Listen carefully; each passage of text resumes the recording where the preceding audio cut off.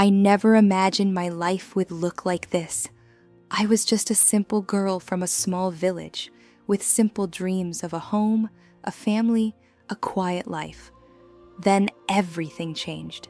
An angel appeared, real, bright, overwhelming, and said, "Do not be afraid."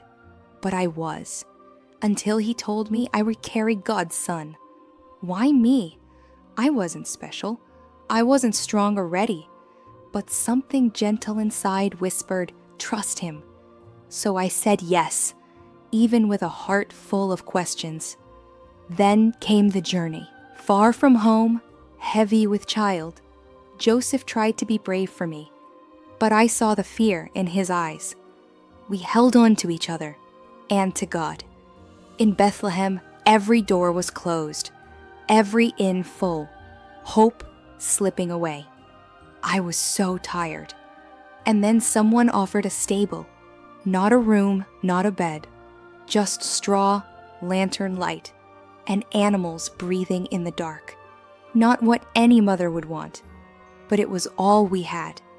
Then the moment came, the pain, the cries, and suddenly, he was here, my son, God's son, lying in my arms.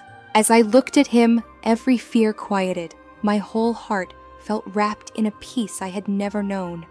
Joseph cried. I cried. Even the animals seemed still, like they understood.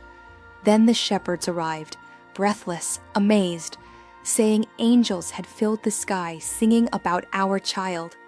Later, travelers from far away came with gifts meant for a king. All of this for the tiny miracle sleeping in this manger. I still don't know why God chose me.